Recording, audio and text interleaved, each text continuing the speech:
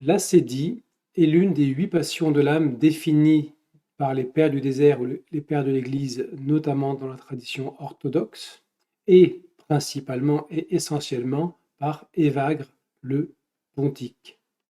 Même si Jean Cassien ou saint Jean Climac ont repris, systématisé, latinisé ces 8 passions. L'acédie est parfois définie comme une paresse de l'âme ou une tristesse de l'âme. Je pense que l'acédie est une des passions principales de la tradition de l'énéagramme et qu'elle concerne tout le monde. Systématisée d'abord en rapport avec la vie monastique, l'acédie est l'une des passions, l'un des démons rencontrés par les moines qui mettent à l'épreuve leur vocation. Elle n'en reste pas moins une passion de l'âme dont nous pouvons tous plus ou moins faire l'expérience. On peut commencer par dire que l'acédie est un état de paresse spirituelle qui a d'abord été observé dans la vie érémitique, donc les ermites qui choisissent de vivre seuls, et également dans la vie monastique. Elle se traduit par un relâchement de l'ascèse qui conduit au découragement, à la tristesse et au dégoût de Dieu. Ce terme, qui est calqué du grec ancien akédia, signifie littéralement absence de soin ou indifférence. Il provient du mot kédos qui veut dire soin, souci, cure, avoir cure de. Initialement utilisé par les penseurs grecs pour désigner le manque de soins envers les morts, c'est dans la tradition chrétienne que l'acédie prend une dimension spirituelle profonde. L'acédie fut christianisée par les pères du désert qui la définirent comme un manque de soins pour sa vie spirituelle, entraînant un mal de l'âme exprimé par l'ennui, le dégoût pour la prière, la pénitence et la lecture spirituelle. L'acédie est souvent considérée comme une forme de paresse spirituelle et elle est intégrée dans la liste des 7 péchés capitaux, notamment par saint Thomas d'Aquin, qui en fait le péché duquel découlent tous les autres. Et nous verrons qu'il est en cela conforme à ma vision de l'énéagramme, selon laquelle le 9 est le prototype de tous les types et que les autres types ne sont que des variations du type 9 et de toutes ces problématiques. La paresse, passion du 9, fait référence à l'acédie et elle est le péché duquel découlent tous les autres, comme les types 1 à 8 découlent tous du type 9. Selon Thomas d'Aquin, l'acédie est définie comme tristesse des biens divins ou dégoût de l'action, et elle s'oppose à la vertu de charité. Là aussi, on fera des liens avec l'énéagramme. Dégoût de l'action, paresse du 9, vertu de charité, idée sacrée du 9. Donc on voit vraiment, ne serait-ce que quand on va explorer l'une des passions de l'énéagramme, à quel point tout est dans tout, ce qui est en haut est comme ce qui est en bas, et le fait de dire que le 9 est le prototype de tous les types, ça se retrouve aussi dans la passion du 9, qui est le prototype et la source de toutes les autres passions. De cette tristesse de l'âme va découler la recherche de différentes distractions, de la gourmandise, de la luxure, pour éviter de faire face à cette tristesse. En psychologie moderne, l'acédie est parfois associée à des états comme la tristesse, l'ennui, la mélancolie ou la neurasthénie. Elle est perçue comme une atonie de la vie intérieure. Atonie, absence de tonus. Certains auteurs, comme Sioran, soulignent que l'acédie est une forme de cafard qui résiste au bricolage, tandis que d'autres, comme Jean-Guilhem Xéry, la définissent comme une maladie de la démesure par minimalisme ou maximalisme. L'acédie est donc à la fois un concept théologique, moral, psychologique et spirituel, reflétant une profonde lassitude et une forme d'indifférence spirituelle.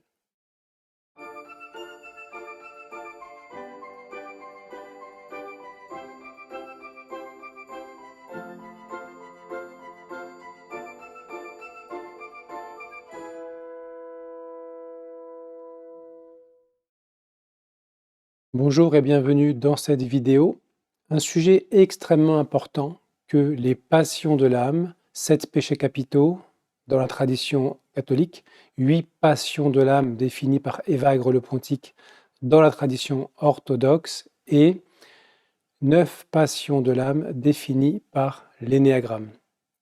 Le mot passion vient du latin passio, dérivé du verbe patior, subir, endurer, souffrir. Donc la passio, c'est ce que l'on subit, c'est ce qui agit sur nous, c'est ce qui nous fait souffrir ou nous affecte. Dans le grec des pères du désert, on dit pathos, ce qui signifie affection, un état subi, un mouvement intérieur duquel nous ne sommes pas maîtres. Donc la passion n'est pas un désir ou quelque chose qui nous anime. La passion, c'est un mouvement intérieur que l'on subit, qui nous domine. Ça n'est pas volontaire, ça n'est pas maîtrisé, c'est quelque chose qui fait irruption en nous et qui a pour conséquence de désorganiser l'âme. D'où la nécessité dans la tradition monastique de passer de pathos à apatheia, absence de pathos. Non pas absence d'émotion, mais absence de passion subie, c'est-à-dire une âme libre, intérieurement stable et capable d'aimer. Aujourd'hui, on va étudier l'une des passions peut-être les plus importantes, peut-être la plus importante, parce que c'est de cette passion que, selon la théorie de l'énéagramme telle que je la transmets, c'est de cette passion que découlent toutes les autres passions. C'est du type 9 que procèdent tous les autres types. Toutes les passions des types ne sont que la conséquence de la passion principale qui est l'acédie. Les autres passions sont la gloutonnerie, la luxure, l'avarice, la tristesse, la colère, la vaine gloire et l'orgueil. Donc là, on va s'attarder sur l'acédie. Je ferai peut-être une vidéo pour chaque autre passion. C'est celle qui me vient parce qu'en tant que type 9, c'est une passion que je connais très bien. Je ferai une vidéo complémentaire dans la section réservée aux membres pour expliquer mon expérience avec cette passion et la manière dont on négocie en fait et on s'identifie à cette passion et on construit tout un imaginaire pour nourrir cette passion tout en évitant de la regarder en face pour ce qu'elle est. Et je ferai aussi un pont avec les autres traditions, les autres religions, l'islam, jusqu'au soufisme, le bouddhisme, le taoïsme, pour voir s'il existe des notions similaires, voire identiques à l'acédie. Ce qu'on peut dire simplement, c'est que l'acédie, ce n'est pas la flemme, comme on pourrait dire aujourd'hui, la paresse telle qu'on peut la voir de manière extérieure.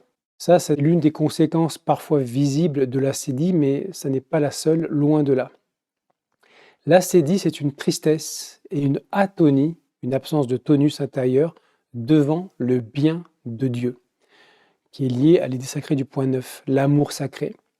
L'acédie entraîne une fuite de sa vocation, chez un moine en tout cas, et de sa propre profondeur en règle générale. Donc ça résonne de manière très forte avec la passion de paresse et d'oubli de soi au point 9 de l'énéagramme. Donc, nous allons voir premièrement la mise au point historique, les pères du désert jusqu'à Thomas d'Aquin, qui ont défini cette passion.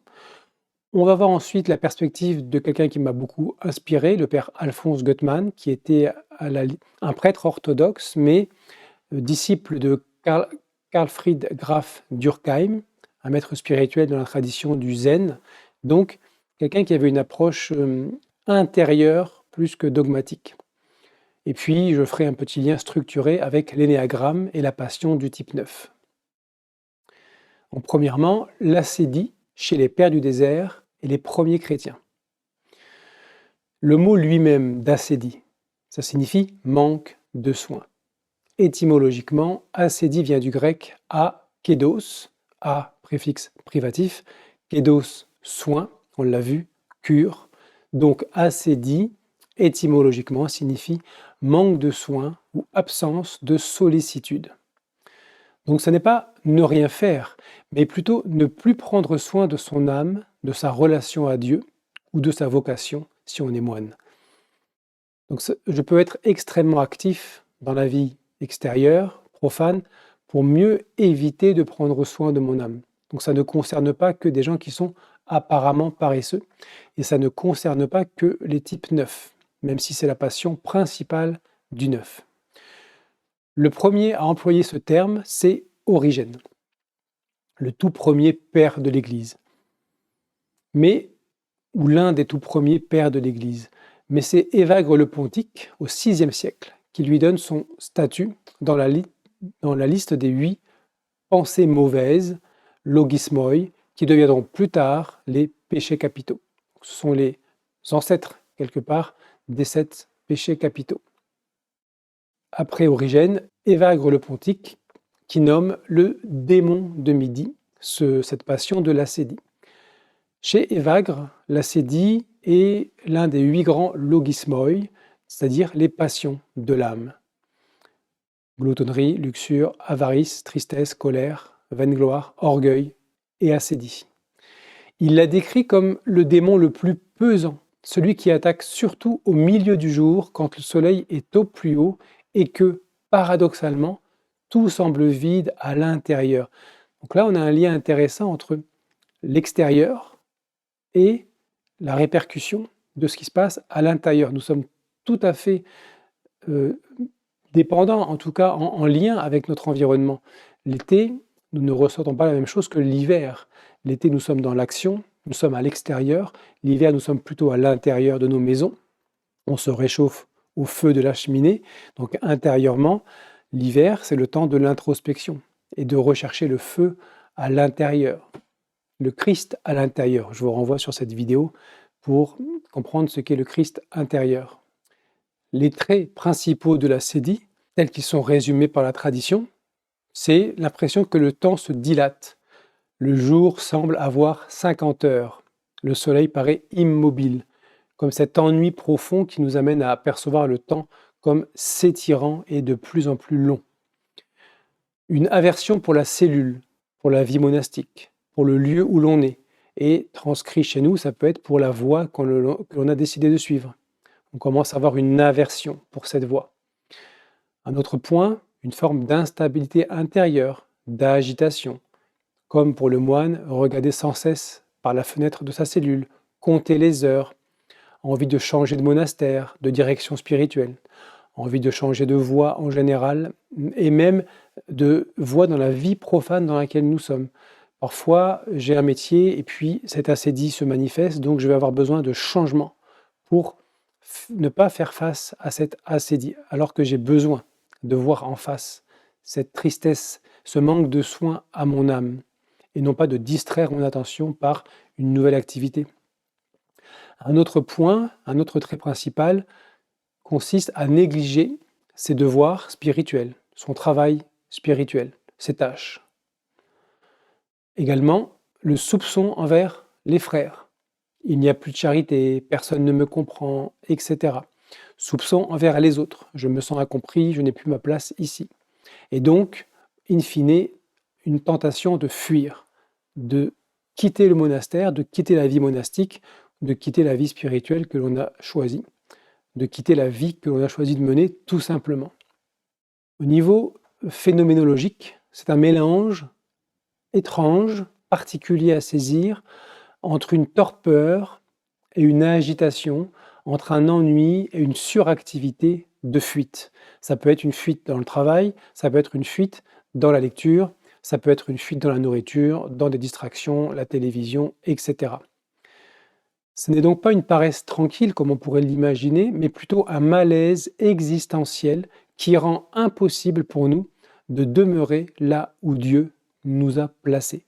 Un besoin profond de changement pour mieux éviter de faire face. Ça, c'est l'acédie bien définie par Évagre le Pontique. Ensuite, on a Jean Cassien qui parle de détresse du cœur et de dégoût de son état.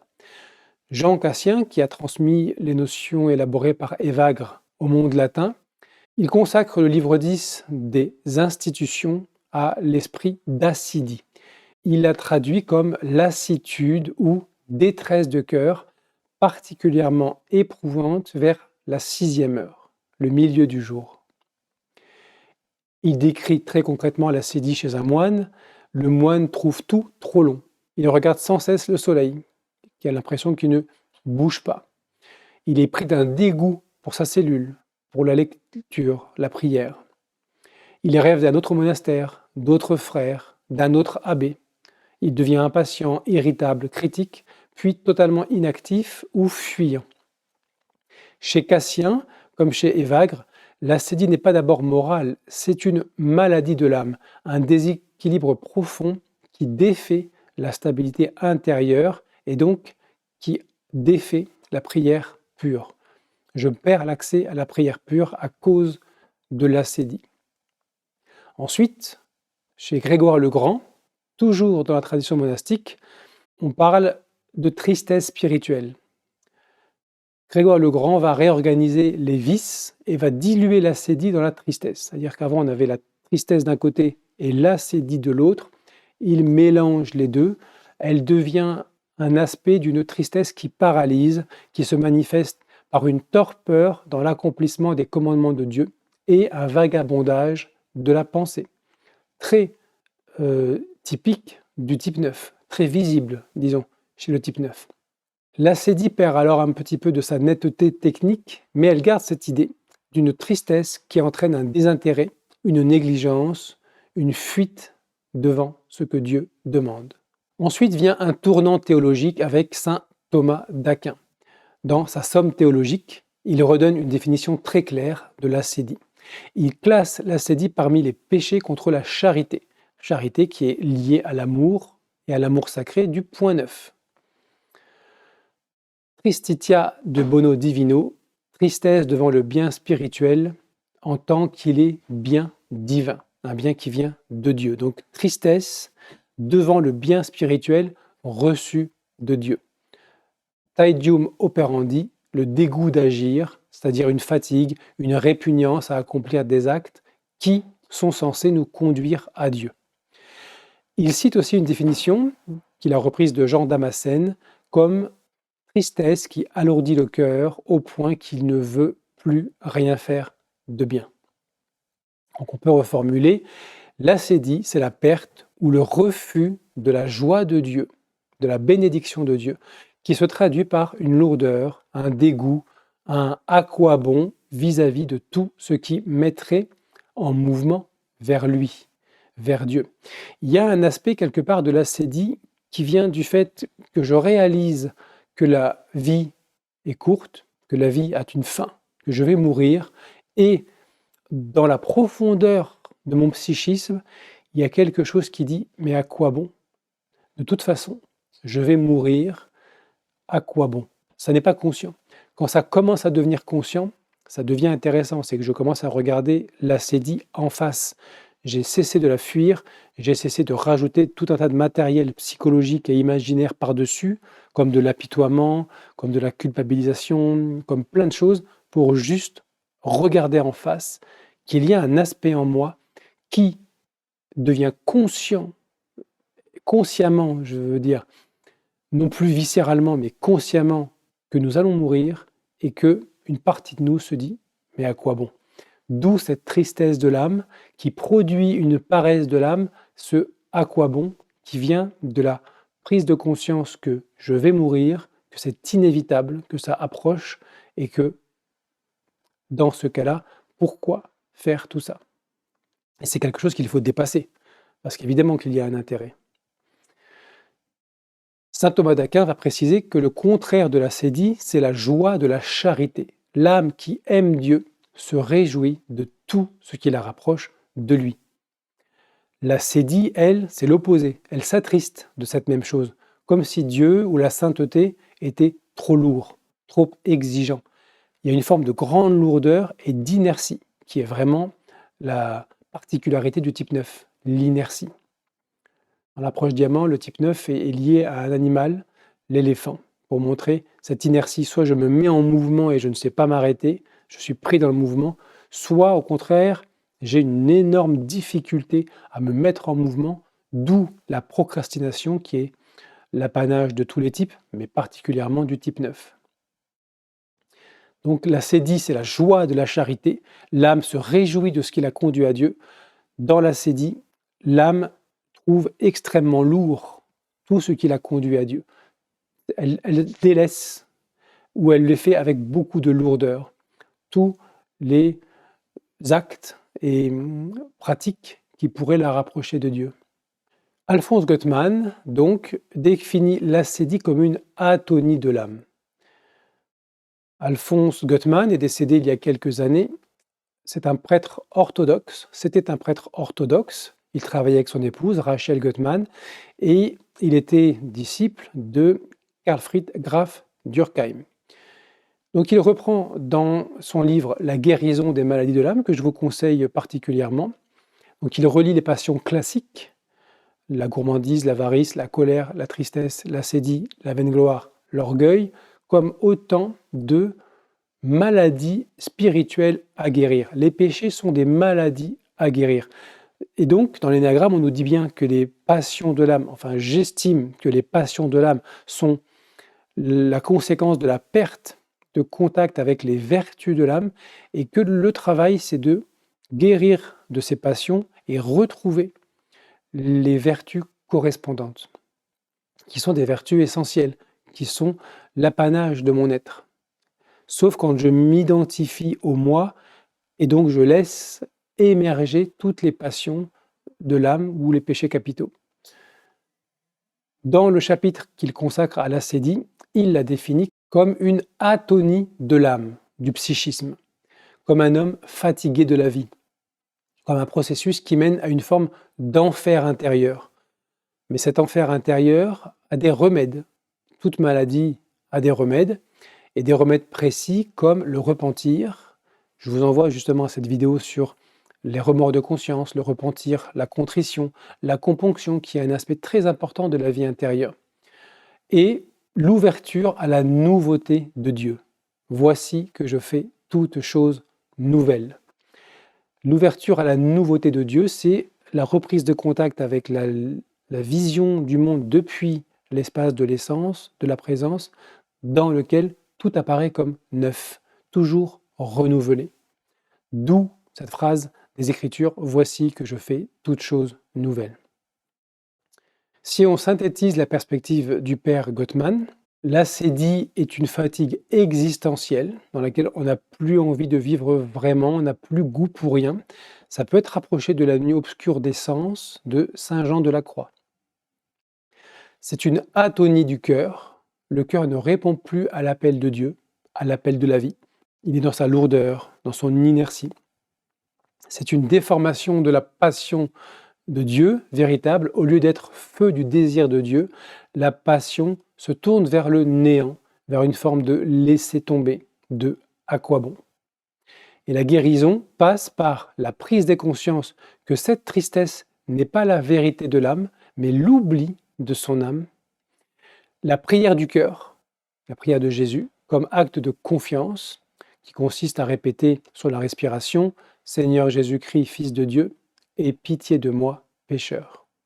Une pratique que je recommande souvent et que j'ai moi-même pratiquée pendant des centaines d'heures, probablement. Et enfin, prise de conscience que cette tristesse n'est pas la vérité de l'âme, prière du cœur, qu'on appelle aussi prière de Jésus, et humilité. Le consentement à la croix, à la souffrance volontaire, on pourrait dire dans la 4e voie, qui réouvre à la joie et à la gratitude.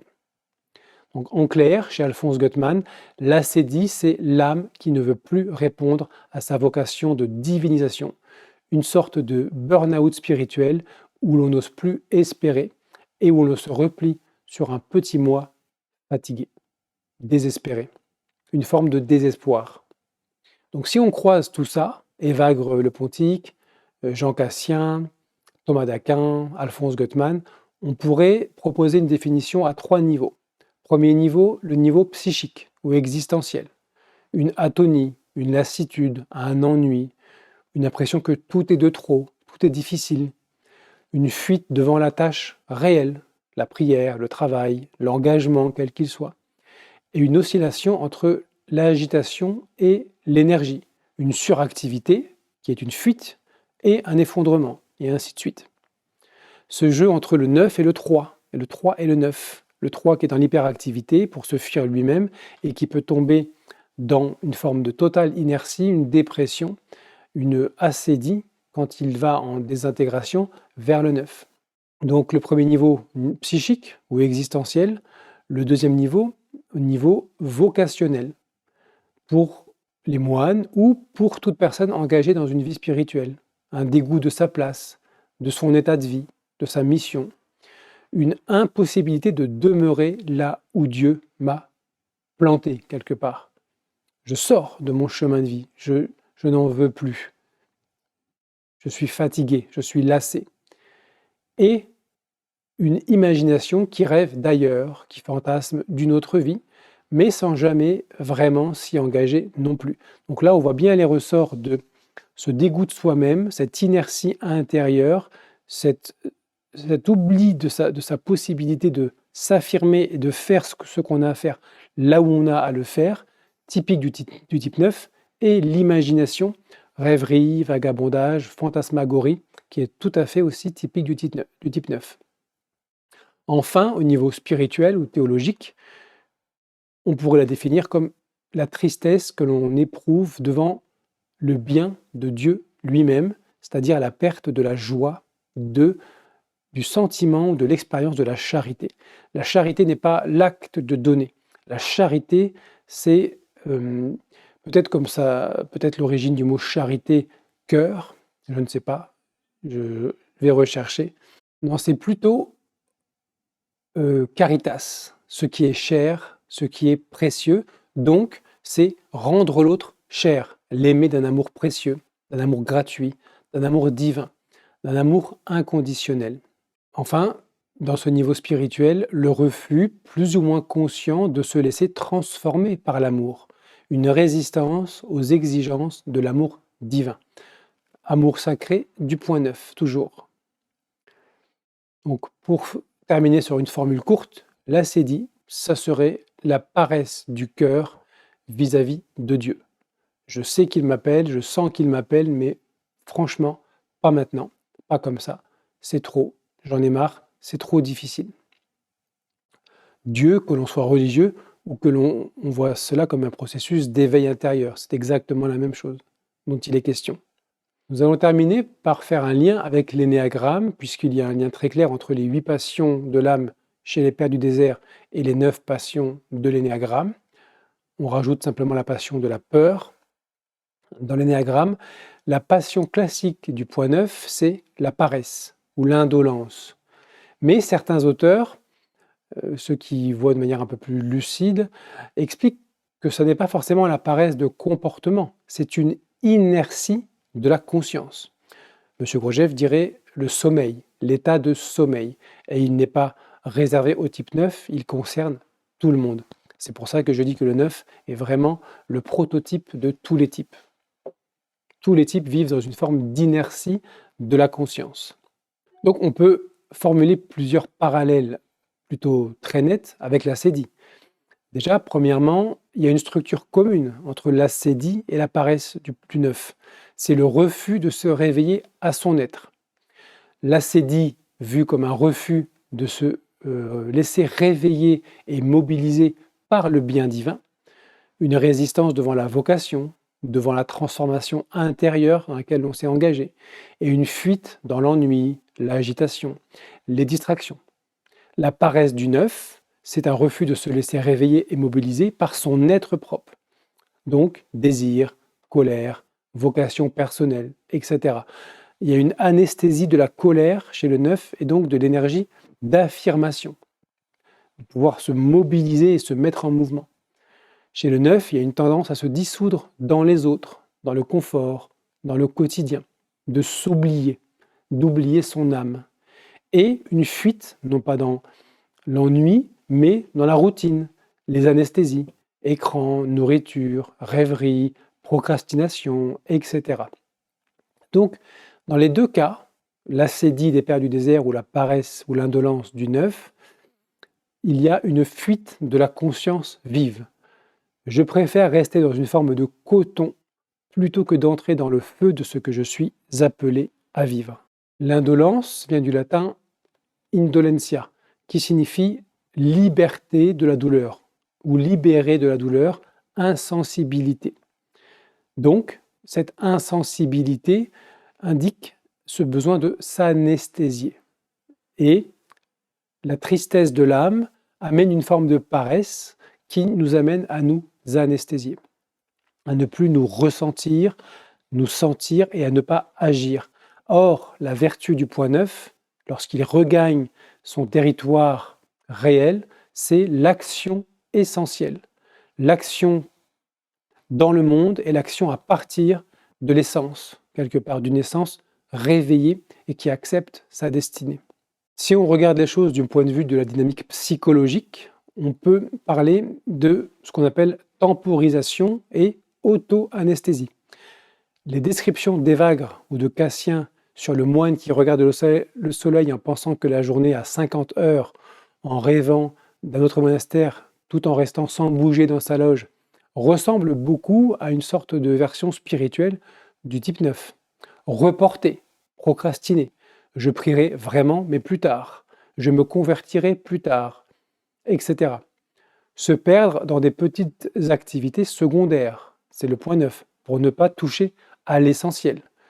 J'ai telle tâche très importante à faire, mais ça me met en inconfort, donc je préfère aller faire telle ou telle chose secondaire, moins importante, mais qui ne fait que repousser et finalement nous rendre de plus en plus anxieux à mesure où l'échéance approche.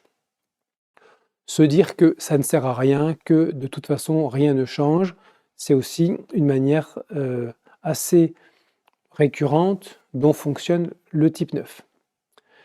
Chez le 9, on retrouve une forme de procrastination existentielle. Je vivrai vraiment ma vie, mais plus tard. En attendant, je m'imagine vivre ma vie. Chez le 9, on retrouve une tendance à se fondre dans le décor, à dire oui, oui, mais sans jamais vraiment engager la totalité de lui-même dans ce oui, à une demande par exemple faite de l'extérieur, par l'extérieur. Et puis chez le 9, on retrouve clairement une utilisation de toutes ces distractions pour éviter les conflits, pour éviter la souffrance, la solitude ou le fait de prendre une décision et de s'y tenir.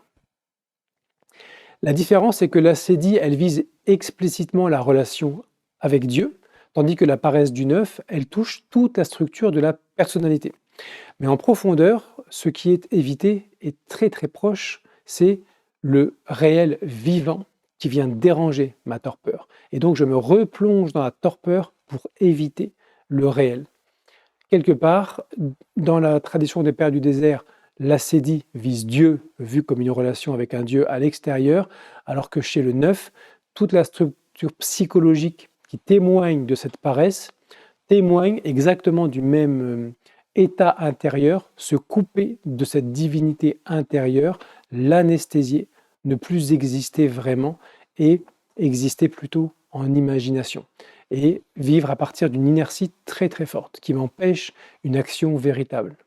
Au niveau de l'affect central entre la cédille et la paresse du 9, la tristesse muette des moines et l'oubli de soi d'une personne de type 9, Thomas d'Aquin parle de la tristesse du bien divin. Alphonse Gottman parle d'une atonie de l'âme, quelqu'un qui est fatigué de la vie, fatigué de vivre sa vie, et fatigué d'agir sur le plan spirituel ou sur le plan matériel. Chez le type 9, l'affect central, c'est souvent une sorte de tristesse sourde, non reconnue. Ça, on dit souvent que c'est la colère chez les types de conservation, ce qui est vrai, mais Oscar Ichazo disait très clairement que, en réalité, dans la profondeur de l'âme, cette prise de conscience que mon instinct de conservation m'oblige à survivre, mais au fond, je sais qu'il y a une échéance, je sais que je vais mourir, et cette prise de conscience produit une tristesse sourde à l'intérieur qui n'est pas reconnue, qui n'est pas visible, qui est masquée par tout le brouillard intérieur du 9, puis par toutes ces distractions, quelles qu'elles soient. Donc, l'affect central du 9, c'est bien une tristesse sourde qui n'est pas reconnue, une colère non vécue retournée en inertie. Donc là, on a bien l'élément de tristesse de l'âme et la paresse de l'âme, la colère non vécue, complètement anesthésiée, puisqu'à quoi ça sert d'éprouver cette énergie de vie. Donc je la retourne contre moi sous la forme d'une inertie. Et enfin, chez le 9, l'affect central est souvent vécu comme un sentiment profond que je ne compte pas assez pour me mettre en mouvement vraiment. Ma présence ne compte pas, mon existence ne compte pas. Je ne sers à rien, je n'ai pas les qualités que les autres ont, je suis indigne quelque part d'être aimé et d'exister, alors je m'endors. On pourrait dire quelque part que la paresse du type 9, c'est une forme d'ascédie qui est appliquée à lui-même, une sorte de tristesse et de désinvestissement devant le bien que serait sa propre actualisation, son propre oui au réel et à son être. Là où l'ascédie se manifeste comme refus de la joie en Dieu, la paresse du 9 se manifeste comme refus de la joie d'exister en tant que personne. Mais ça n'est que, je répète, ça n'est que l'expression dans la structure psychologique de cette ascédie qui est le refus de reconnaître son être réel, son essence, cette divinité intérieure. Il n'y a pas d'opposition. Même si les choses se transcrivent au niveau psychologique, elles ne sont que l'expression d'une tristesse métaphysique, l'ascédie. Pour conclure, je dirais qu'il faut nuancer. Pour être précis, aucune passion de l'énéagramme n'est strictement identique à un péché capital. Et pourtant, on retrouve bien les 9 passions de l'énéagramme. En tout cas, dans les 9 passions de l'énéagramme, nous retrouvons les péchés capitaux. Simplement, l'ascédie, même si elle est la passion privilégiée du type 9, elle va affecter absolument tous les types. Comme je dis, un 3 hyperactif peut être intérieurement ascédieux, c'est-à-dire victime d'ascédie. Tout faire pour se mettre en mouvement, sauf se tenir devant Dieu, c'est-à-dire sauf se tenir devant son être, devant qui il est derrière tous ces personnages. Un type 1 peut être ascédieux, donc victime d'ascédie, en se réfugiant dans son perfectionnisme moral, etc. Simplement, le 9, il a une façon très emblématique et très directe de vivre cette ascédie, très visible par l'oubli de soi, par l'anesthésie des tensions et des conflits et de la colère, et par la difficulté à répondre aux appels de la vie, que ce soit intérieurement et extérieurement.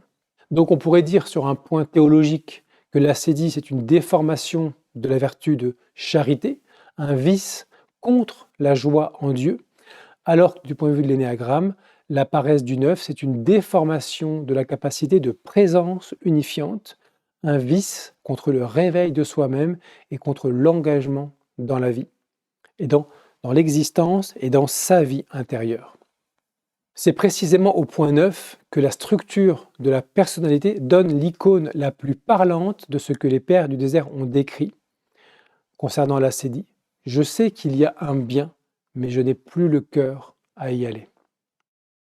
Donc voilà, je vous donne rendez-vous dans la prochaine vidéo pour approfondir un petit peu et donner des expériences personnelles et des clés pour sortir de l'ascédie, sachant que la première clé, c'est de prendre conscience de l'ascédie et ensuite faire un parallèle avec les autres traditions, parce qu'on retrouve, je fais un peu en avance, mais on retrouve exactement la même modalité, puisque l'âme humaine est la même partout, et toutes les traditions ont bien reconnu les mêmes problématiques qui nous éloignent de notre être, de notre âme ou de Dieu.